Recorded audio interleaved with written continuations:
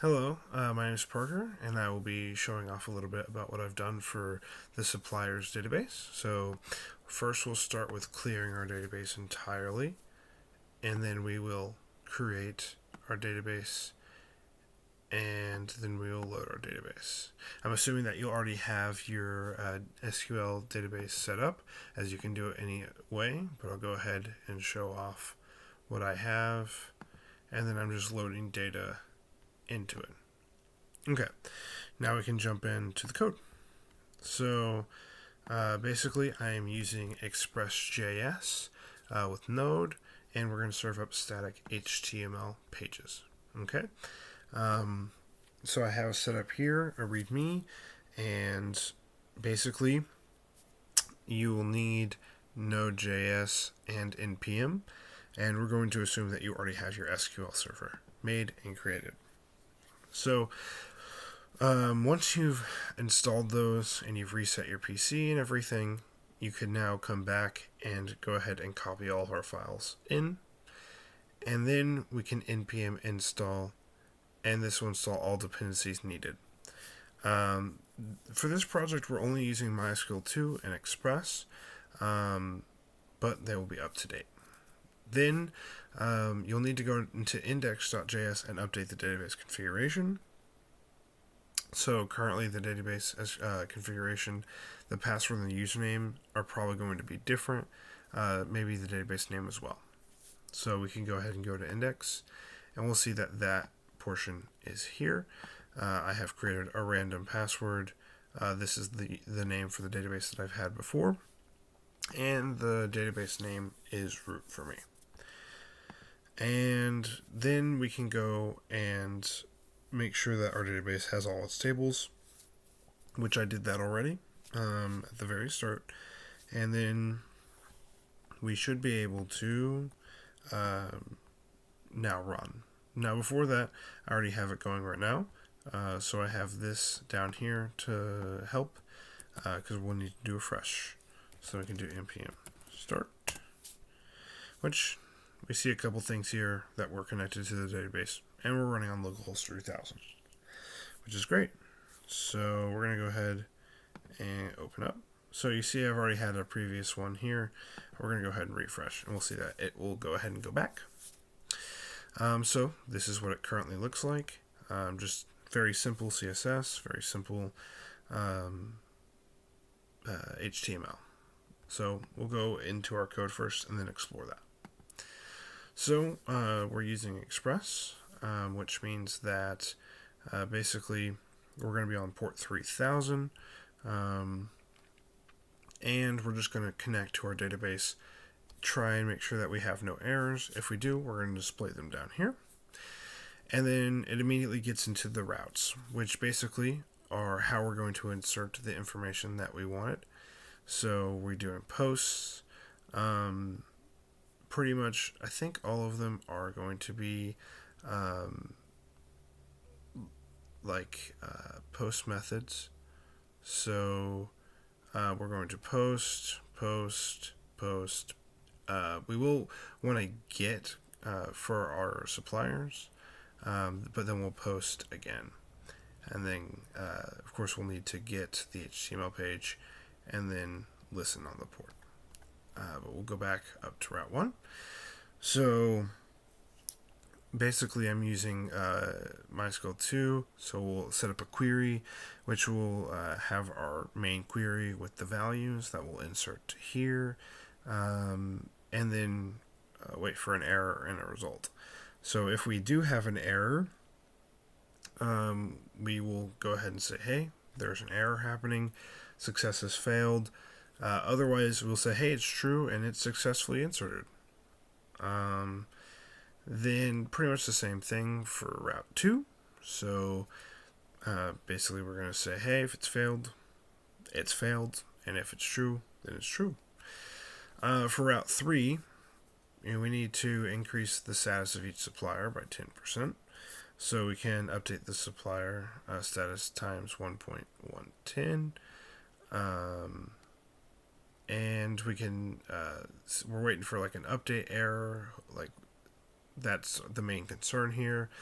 And if it doesn't have an update error, then we are true, and we can see that we have affected rows that will be displayed. And for Route 4, basically since this is our get, it's a little bit different, but we're just going to select and hold out for a query error, and else we just get the results, which is nice. We don't have to create anything here. It just sends back our results. And then we continue on. We're going to do another post, which will send, since we're searching up a number, we'll put in the number, so the part number, and then it'll go ahead and send that, and then it retrieves it, and we also get the length of it, so we know how many that we're getting back. And then we serve up the HTML page, and then we listen on the port. Now we can go ahead and look at the index HTML. So again, I went ahead and did the CSS in the document itself. That way there wasn't an extra file, and since it wasn't a lot, it wasn't too bad. One thing to notice is that display is none, or our result display is none, so our results won't be showed initially, which you can see when we go. There's no results currently being displayed. Okay, so each section has its own div, and it currently holds the result as none, because we don't have a success or a fail yet. And then it's basically going to run this function. So when we click, it goes and runs that. It's going to be the same thing for these.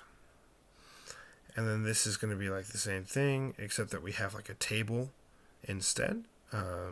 Because for 4 and 5, we have tables. So we want to display those as well, along with the results. So we get to the scripts, which I pointed out earlier is the on-click things. So basically it's awaiting on our post, and once we get back our results, it goes ahead and puts that up. It gets the message on success, it gets the message on fail, and then it does the same thing for the second one, and does the same thing for the third one. Now, the fourth one and the fifth one are a little bit different. Since we have tables, we must construct those. So, when we get our data, we then, as long as it's a success, we make those tables, which, again, this is all different things that I've made with CSS, so it's not too bad. And then if it's an error, we just do the error message and stuff like that. And it's going to be the same thing for both of those. Alright, so now we're going to go ahead and take a look at this. So I'm going to go ahead and set this up for the side, and we'll get a look at the terminal. So we can go ahead and I want to go ahead and display all of the suppliers. We can do that there. We can do P1. It's good. Concern I had was can you do like this, and it just won't do that. It just won't do any of that, but it will do like P3, and we'll get a result there. And again, this table is just being constructed in the HTML here. We see that the status of this, now we're gonna increase their status. So we update it, and we get that message back that it's increased by 10%. And there was 5 rows affected, and we know that we had 5 different suppliers. But we see that the status isn't immediately updated, so we'll go ahead and ask for that query to happen again. And we do, and we see that it's updated by 10%. Awesome. So then we're going to go ahead and insert a record. We see we have a success. It's successfully inserted here. And then we'll try and insert a second one. And then we see that we have our first failure. So we get our message here, and then obviously we get a big message here saying, hey, there's an insert error. This is your code. There's a duplicate entry. Here's the SQL message saying, hey, it's a duplicate entry for the key, the shipment primary, and insert it into shipment.